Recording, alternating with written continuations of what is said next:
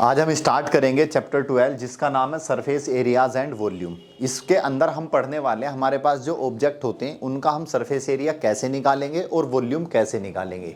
Surface area भी हमारा दो तरह का होता है, एक तो कर्व्ड सरफेस एरिया और एक टोटल सरफेस एरिया। उसके बाद पढ़ेंगे हम वॉल्यूम। यानी इस चैप्टर के अंदर हम तीन चीज़ें पढ़ने वाले हैं।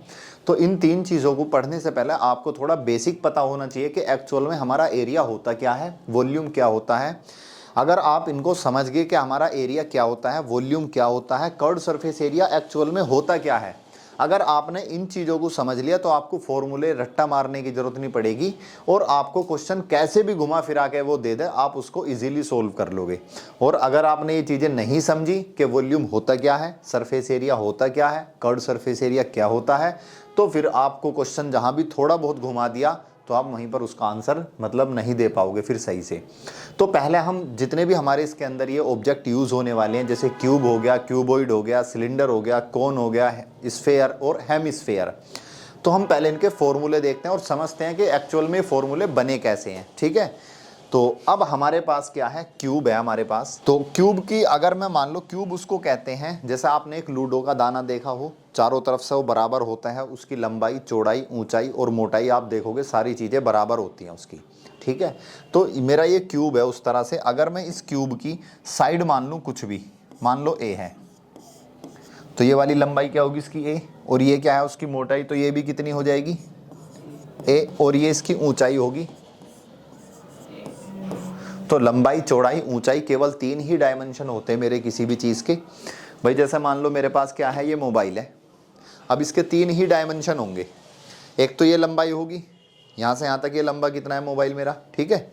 फिर दूसरा क्या, इसकी हाइट कितनी है ये, और ये चौड़ाई कितनी है, भाई ये वाली चौड़ाई इतनी है, और ये लंबाई होगी इसकी, और ये मोटाई हो गई। ठीक है, तो किसी भी चीज़ के मेरे तीन ही डायमेंशन होते हैं। क्यूब की खास बात यह है तीनों ही डायमेंशन बराबर होते हैं। तीनों ही डायमेंशन क्या होते हैं, बराबर होते हैं। चलो अब बात करते हैं हम यहाँ पर सबसे पहले कर्व्ड सरफेस एरिया की। किसकी, कर्व्ड सरफेस एरिया की। तो curved surface area, curved surface area, इसको शॉर्ट फॉर्म में CS से बोल देते हैं। इसकी जो पहला वर्ड है उससे मिला के बनाएंगे तो क्या बनेगा, CS से बनेगा। हिंदी में इसको कहते हैं हम वक्रपृष्ठ। क्या कहते हैं इसको हम, वक्रपृष्ठ, या वक्रपृष्ठीय क्षेत्रफल भी कह देते हैं, वक्रपृष्ठीय क्षेत्रफल। एक्चुअल में कर्व्ड सरफेस एरिया है क्या, किसी भी, जैसा अगर हम इस रूम में बैठे हैं, अब इस रूम के अंदर चार हमारी दीवारें हैं, चार दीवारें हो गई, एक छत हो गई और एक ज़मीन हो गई। ठीक है, जो चारों दीवारों का अगर मैं एरिया की बात करूं, केवल चारों दीवारों की बात करूं, तो उसको कहलाएगा हमारा कर्व्ड सरफेस एरिया। क्या कहलाएगा वो, कर्व्ड सरफेस एरिया। और टोटल की बात करूंगा मैं तो उसके अंदर छत भी आ जाएगी और ज़मीन भी आ जाएगी। यानी कि अगर मैं जब टोटल की बात करूंगा तो मेरी चार तो दीवार हो गई, एक छत और एक ज़मीन, टोटल 6 चीज़ें काउंट करूंगा तो मेरा हो जाएगा टोटल। और अगर मैं कर्व्ड सरफेस एरिया की बात करूंगा तो कितनी चीज़ें आएंगी, 4 आएंगी केवल। ठीक है, केवल ये ज़मीन और इसको मैं हटा दूंगा। अब मान लो इसके अंदर क्या है, अब मैं एरिया की बात करता हूँ, अगर क्षेत्रफल की बात कर रहे हैं तो क्षेत्रफल भैया इस वाली दीवार का भी होगा, जो मेरे राइट में है दीवार, जो लेफ्ट में दीवार है इसका भी होगा। तो मैं, और पीछे वो दीवार और एक जिस पर हमारा बोर्ड लग रहा है, एक दीवार ही हो गई। अब मैं ऐसा भी तो निकाल सकता हूँ ना कि भैया इस वाली दीवार का निकाल लूँ, सामने वाली का निकाल लूँ, इसका भी और इसका भी, फिर जोड़ दूँ सबको। सिंपल तरीका है। मान लो इसका हमने क्षेत्रफल निकाला, आया हमारा 4, कितना है 4, ये भी दीवार बराबर है, इसका भी 4 आ गया, सामने वाली का आया 2, इसका भी 2, तो कि 4 4 8 और 2 10 और 2 कितना हो गया, 12 हो गया, नहीं हो गया। तो हम इस तरह से जोड़ के सबका क्षेत्रफल हम एरिया निकाल सकते हैं। अब कुल मिलाकर बात ये आ जाती है कि भैया इस दीवार का भी कैसे निकालेंगे। कोई भी मेरे पास कोई भी चीज़ हो, ये बेसिक समझा रहा हूँ, बिल्कुल समझ में आ जाएगा, तो फिर आप सबका निकाल दोगे। अगर इसकी लंबाई L है और चौड़ाई क्या है, B है, L और B, तो मैं इसका एरिया जब निकालूंगा तो एरिया निकालूंगा L इंटू में B, लंबाई गुना चौड़ाई। लंबाई और चौड़ाई की अगर आप मल्टीप्लाई कर दोगे तो आपके पास उसका एरिया निकल करके आ जाएगा। ठीक है, वैसे ही हम आगे जब वॉल्यूम पढ़ेंगे तो वॉल्यूम के अंदर हम तीन चीज़ों की मल्टीप्लाई करेंगे, L into B into H। Area के लिए केवल मुझे L और B की जरूरत पड़ती है, यानी कि 2 डायमेंशन की जरूरत पड़ती है। मुझे एरिया निकालने के लिए कितने डायमेंशन की जरूरत पड़ती है, 2 डायमेंशन की जरूरत पड़ती है। अब मेरे पास ये क्यूब है, तो क्यूब में 6 दीवारें होंगी, चारों साइड, एक ऊपर एक नीचे। अगर मैं एक साइड का निकालता हूं, अब इसकी जो एक साइड है उसकी लंबाई भी a है और ऊंचाई भी या चौड़ाई भी a ही है, दोनों चीजें बराबर है ना क्यूब में। तो अब मेरा जो क्यूब है, अगर मैं इसकी एक साइड लेता हूं, ऐसी कितनी साइड है इसमें? ये 4 ये हो गई, चारों बराबर होगी ना, जिनसे चारों तरफ की है। एक ऊपर होगी छत वाली, एक नीचे वाली होगी छत वाली, ठीक है। और ये सारी बराबर है, क्यूब है ना, क्योंकि क्यूब की लंबाई चौड़ाई ऊंचाई बिल्कुल बराबर होती है। इस तरह के ही ऑब्जेक्ट को जिसकी लंबाई चौड़ाई ऊंचाई बराबर हो, उसी ऑब्जेक्ट को हम क्यूब कहते हैं, वरना क्यूब नहीं है वो अगर बराबर नहीं होगी तो अगर देखो इसकी ये भी a और ये वाला भी a, इसका एरिया कितना आ जाएगा? a स्क्वायर, दोनों की मल्टीप्लाई करूंगा भाई, लंबाई गुना चौड़ाई करूंगा तो मैं a स्क्वायर आ गया। इसका भी कितना आ गया? a square. इसका भी कितना आ गया? a square. क्लियर है? इसका भी कितना आ गया? इन चारों को जब मैं प्लस करूंगा तो कितना आ जाएगा? 4a square.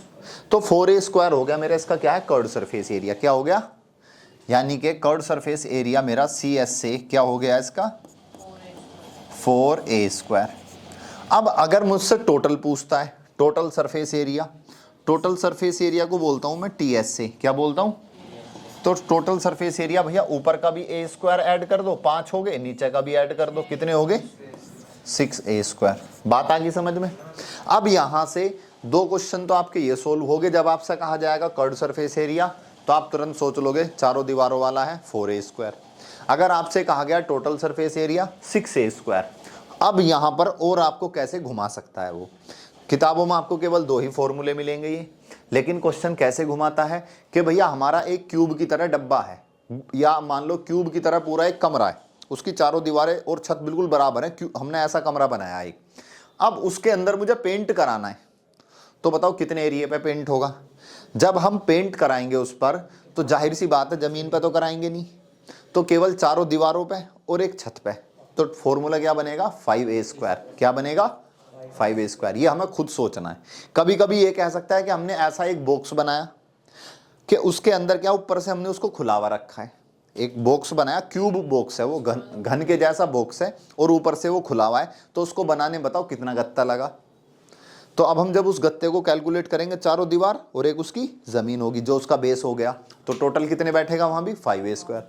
अब बच्चा वहीं कंफ्यूज हो जाता है कि इसमें कर्व्ड सरफेस एरिया लगाऊं, टोटल लगाऊं।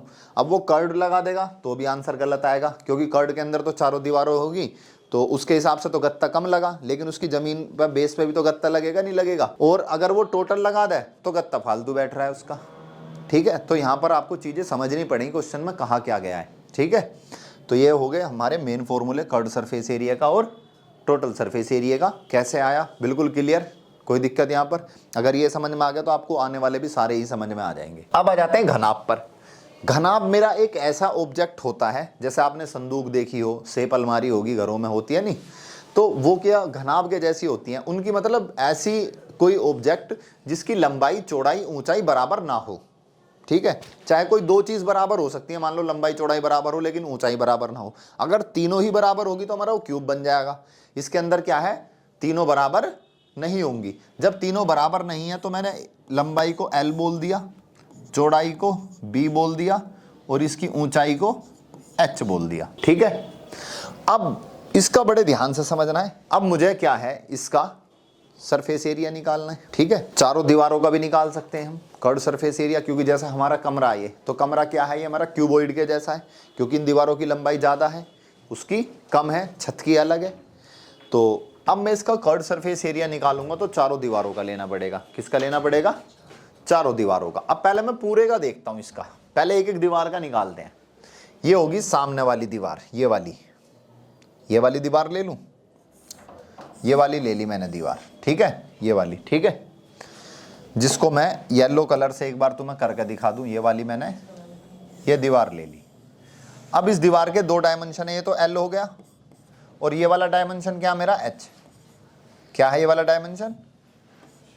H है। तो इसका एरिया कितना हो जाएगा? HL, दोनों की मल्टीप्लाई करूंगा, HL हो गया। अब इसके बैक साइड वाली जो दीवार है, जैसे मान लो ये दीवार होगी तो ये वाली दीवार होगी, तो दोनों बराबर होंगी ना भाई, ये तो सामने वाली दीवार होगी इस बॉक्स के।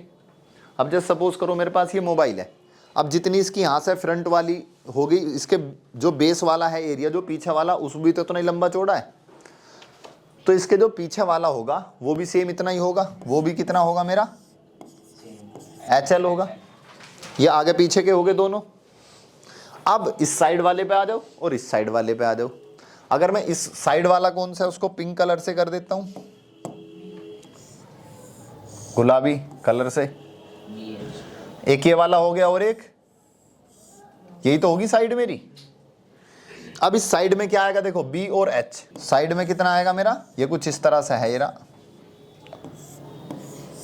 ये BH, ऐसे ही एक और होगा इस साइड का, BH BH हो गए, 2 HL हो गए, 2 BH हो गई। अब छत और जमीन रह गई भाई, आगे पीछे का हो गया, दोनों साइड का हो गया। अब छत को देखता हूं मैं अगर, तो मेरे पास एक तो जमीन हो गई ये वाली, इस जमीन को कर देता हूं मैं रेड कलर से, जमीन होगी ये वाली। हाँ जी, समझ में आ गई, यही तो है जमीन। तो जमीन में क्या आ रहा है, LB, क्या आ रहा है, LB। कितना आ रहा है, LB।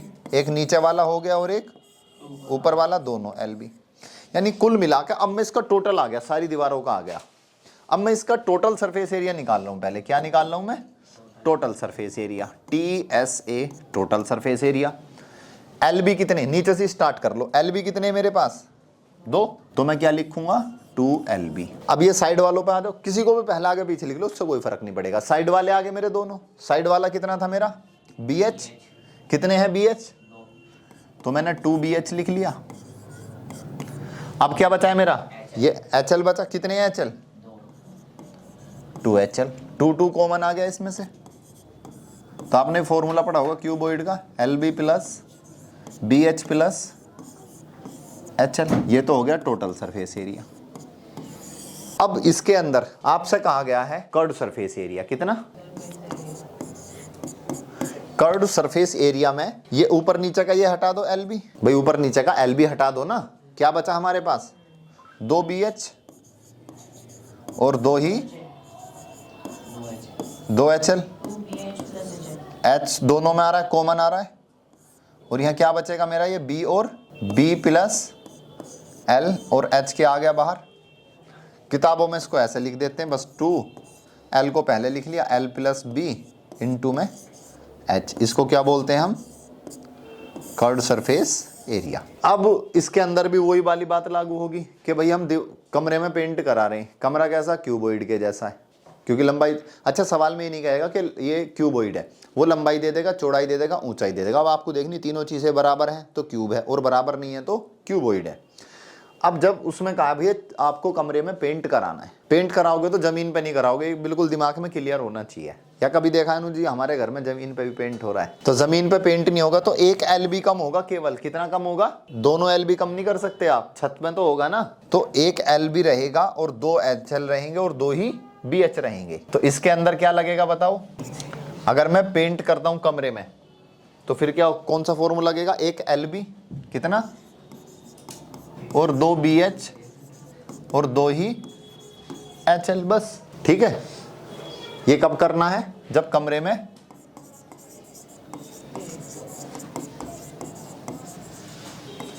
पेंट इन रूम, या फिर कुछ बॉक्स बना रहे हैं, ये भी कह सकते हैं कि बॉक्स बना रहे हैं। भाई या तो आपसे चारों दीवारों का निकलवाएगा तो कर्व्ड सरफेस एरिया, 6 के 6 का निकलवाएगा टोटल सरफेस एरिया, और 5 का निकलवाएगा तो यह है ही आपके पास। और 5 कब हो सकते हैं, जब पेंट कराएगा तब हो सकते हैं, या बोला कोई हमने डब्बा बनाया वो ऊपर से खुला रखा है या नीचे से खुला रखा है। ठीक है, बस 2 ही कंडीशन है, उस कंडीशन में ये वाला फॉर्मूला लग जाएगा। ठीक है, और साथ के साथ इनके वॉल्यूम भी देख लेते हैं, वॉल्यूम भी देख लेते हैं। वॉल्यूम का मैंने बताया था L into B into H होता है, क्या होता है formula, L into B into H। Volume का कुल मिला के मतलब ये उसके अंदर हम कितना सामान भर सकते हैं। क्षेत्रफल का मतलब ये है कि भैया वो कितने चीज़ से बना हुआ है, कितनी जगह घेर रहा है वो। अब जैसा मान लो हमारे पास क्या है, ये मकान है मान लो 100 गज है, और मैं इसको पूरे, या इस कमरे को ले लो, ये 30 गज का एक कमरा है, तो इसकी जो ज़मीन होगी, जो एरिया होगा वो होगा 30 गज। ठीक है, अब इसके अंदर मैं मान लो पानी भर दूँ या कोई भी सामान भर लूँ, अगर मैं पानी भरने लगा मान लो 100 लीटर आ गया पानी, हालांकि ज़्यादा आ जाएगा, 500 लीटर एक टंकी में आ जाता है छोटी सी में, इसमें तो कई हज़ार लीटर आएगा, मान लो 10,000 लीटर आ गया इस कमरे में पानी, तो इसके अंदर जितना पानी आ गया वो हो गया मेरा वॉल्यूम। क्या हो गया वो, यानी किसी भी चीज़ के अंदर जितना, अब जैसा मान लो तुमने लोहे का एक डब्बा सा लिया घर पे, दूध लेने के लिए जाते होगे, तो उसके अंदर क्या है, जिस मटेरियल से बना हुआ है वो तो क्षेत्रफल हो गया उसका, और जो उसके अंदर आप दूध भर सकते हो वो 2 लीटर अगर मान लो तो 2 लीटर हो गया वो उसका, ठीक है। वो क्या हो गया, उसका वॉल्यूम हो गया, पानी भर लिया, कुछ भी चीज़ भर लो, वो आपकी मर्जी है। तो वॉल्यूम का फॉर्मूला होता है भैया, तीनों डायमेंशन की मल्टीप्लाई कर दो, LB × H। तो अगर मैं यहाँ वॉल्यूम की बात करूँ, इसका वॉल्यूम कितना होगा, यानी कि आयतन कितना होगा, यहाँ पर आयतन होगा इसका, कितनी साइड है A, यहाँ L भी A है इसका, B भी A है और H भी है, तीनों की गुणा करूंगा तो वॉल्यूम कितना आ जाएगा, A की पावर 3, A की पावर 3, यानी साइड A मान रखी है ना हमने इसकी, तो ये हो गया मेरा वॉल्यूम, ठीक है। इसके अलावा क्यूबॉइड का भी, क्यूबॉइड का अगर मैं वॉल्यूम निकालता हूँ, क्या निकालता हूँ इसका वॉल्यूम, इसकी L × B × H, इसकी तो तीनों चीजें अलग हैं तो इसका यही रहेगा L × B × H। अब अगले आ जाओ सिलेंडर पर। जो सिलेंडर है हमारा, सिलेंडर को आपको ऐसे समझना पड़ेगा कि इस पे मान लो जैसे पेन है भी सिलिंड्रिकल शेप में है, तो सिलेंडर के पीछे सर्कल होता है, क्या होता है ये सर्कल, गोल बिल्कुल ऐसे होता है सर्कल की तरह, और सर्कल का एरिया कितना होता है, πr²। ऐसे ही एक सर्कल ऊपर है, इसका कितना होगा, πr²। अब इसका बीच का जो मैं निकालूंगा तो क्या हो जाएगा, कर्व्ड सरफेस एरिया। भाई मेरे पास सिलेंडर है और सिलेंडर के केवल मैं ऐसे निकाल रहा हूँ, ऐसे बना हुआ है ना वो गोल, बीच का निकाल रहा हूँ, तो बीच का हो जाएगा मेरा कर्व्ड सरफेस एरिया। क्या हो जाएगा, कर्व्ड सरफेस एरिया, वो होता है मेरा 2πrh। यहाँ भी मेरे 2 ही डायमेंशन की मल्टीप्लाई हुई है, L × B वाला कॉन्सेप्ट लगा है। भाई ये पूरे वाले नीचे की लंबाई कितनी होती है, 2πr, और इसकी हाइट कितनी है, यहाँ से यहाँ तक ये हाइट कितनी है, h। 2πr और h की मल्टीप्लाई कर दी तो क्या बन गया, 2πrh। ये बन गया मेरा क्या, कर्व्ड सरफेस एरिया। क्या बन गया है, कर्व्ड सरफेस एरिया। तो कुल मिला के अगर मैं बेलन के कर्व्ड सरफेस एरिया की बात करूं CSA की, तो कितना होगा बताओ, 2πrh। अब मुझे इसका टोटल भी निकालना है, तो भैया टोटल के अंदर एक πr² ये रहा, एक ये रहा, दोनों को ऐड कर दूंगा, कितने πr² है, तो ये हो गया 2πrh में ऐड कर दो कितने πr², 2 πr² ऐड कर दिए, एक नीचे वाला एक ऊपर वाला। तो अब इसमें से देखो कोई चीज कॉमन आ रही है, इसके अंदर से कोई चीज कॉमन आ रही है, क्या कॉमन आ रहा है, 2πr कॉमन आ रहा है, 2πr कॉमन आ गया, ये क्या बचा, h + r। ये हो गया मेरा टोटल सरफेस एरिया। इसका भी वॉल्यूम देख लेते हैं। वॉल्यूम होता है इसका, वॉल्यूम के अंदर ये बेस का एरिया हो गया और इसमें जो हाइट है उसकी मल्टीप्लाई कर देंगे बस। बेस का एरिया कितना है बताओ, और हाइट कितनी है इसकी, तो कितना वॉल्यूम आ गया, πr²h। ये हो गया मेरे पास सिलेंडर। अब देखते हैं हम कोन के बारे में। तो कोन की जो शेप होती है वो हमारी इस तरह की है, कोन की शेप होती है। कोन को हिंदी में शंकु बोलते हैं। ये कोन हो गया मेरा।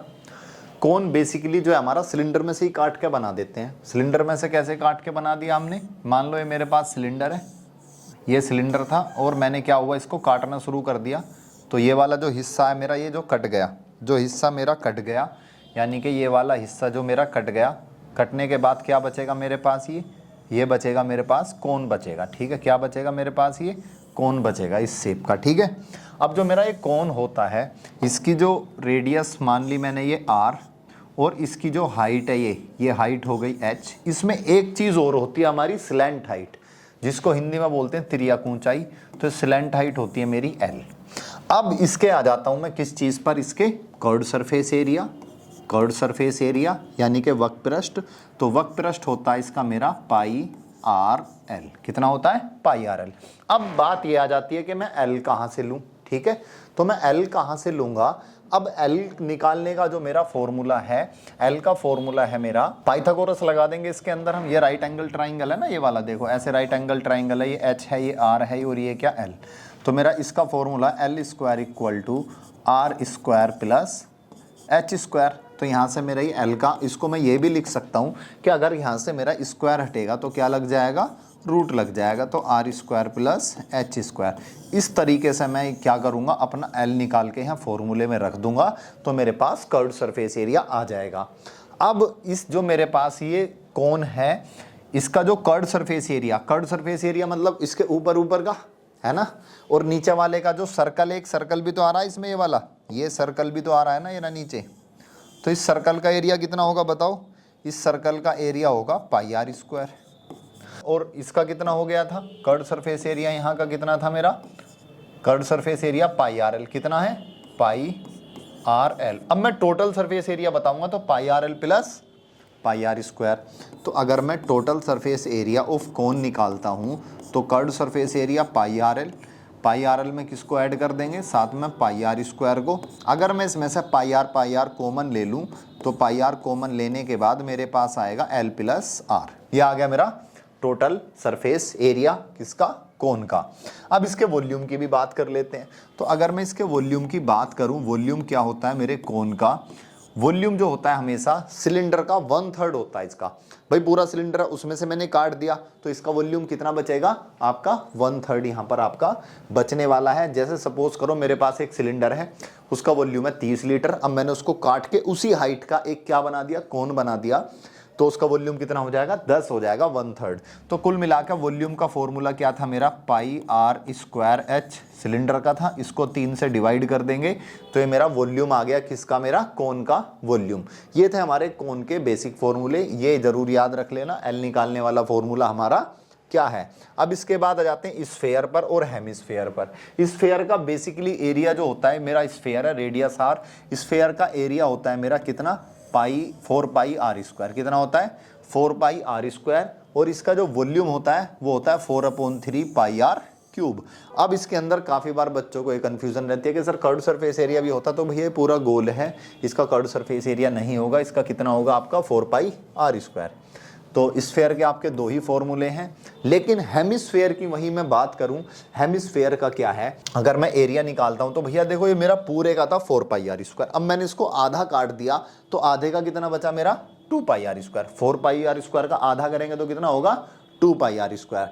और लेकिन इसमें ऊपर एक सर्कल भी आ रहा है साथ में। क्या आ रहा है मेरा ऊपर? ये देखो एक सर्कल और आ रहा है ऊपर। तो इस सर्कल का कितना होगा? पाई आर स्क्वायर। और नीचे वाले का कितना? 2 पाई आर स्क्वायर। तो अगर मुझसे पूछा जाए curved surface area of hemisphere अर्ध गोले का वक्र कितना होगा? 2 पाई आर स्क्वायर। अगर मुझसे पूछा जाए टोटल सरफेस एरिया तो मैं टोटल में क्या करूंगा? पाई आर स्क्वायर और 2 पाई आर स्क्वायर को ऐड कर दूंगा तो कितना हो जाएगा मेरा? 3 पाई आर स्क्वायर। कितना हो जाएगा? 2 और 1 कितने हो गए? 3। तो 3 पाई आर स्क्वायर आ गया मेरे पास टोटल सरफेस एरिया। अब वॉल्यूम की बात करें, वॉल्यूम क्या होगा इसका मेरा?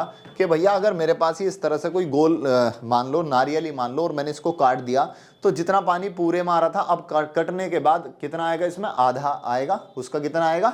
आधा आएगा। जैसे कोई भी स्फेरिकल बॉल ले लो, उसके अंदर 1 लीटर पानी आ रहा था, मैंने उसको आधी काट दी बीचों बीच, तो अब आधा लीटर इसमें आएगा और आधा लीटर इसमें आएगा। कुल मिलाकर जो मेरे पास पहला वॉल्यूम था किसका? स्फेयर का, उसका आधा हो जाएगा। पुराना वॉल्यूम कितना मेरे पास स्फेयर का? 4/3 पाई आर क्यूब। अब मैं इसको क्या करूंगा? 2 से डिवाइड कर दूंगा। क्या कर दूंगा? 2 से डिवाइड कर दूंगा। 2 से डिवाइड करूंगा 4 को तो कितना आएगा? 2। तो मेरे पास आ जाएगा 2/3 पाई आर क्यूब। ये वॉल्यूम आ गया मेरा। अब यहाँ पर एक चीज और देख लेते हैं इसकी यूनिट की। जब भी हम या तो एरिया निकालते हैं तो एरिया की यूनिट आती है, जो भी आपकी यूनिट है उसका स्क्वायर आएगा। और जो हमारे पास वॉल्यूम है उसकी यूनिट में क्या आएगा? हमारा क्यूब आएगा। क्या आएगा? हमारा क्यूब आएगा। तो यहां पर देखो, जब जैसे हमने एरिया निकाल लिए थे तो एरिया में मैंने कहा था दो डायमेंशन होंगे, मान लो एल और बी।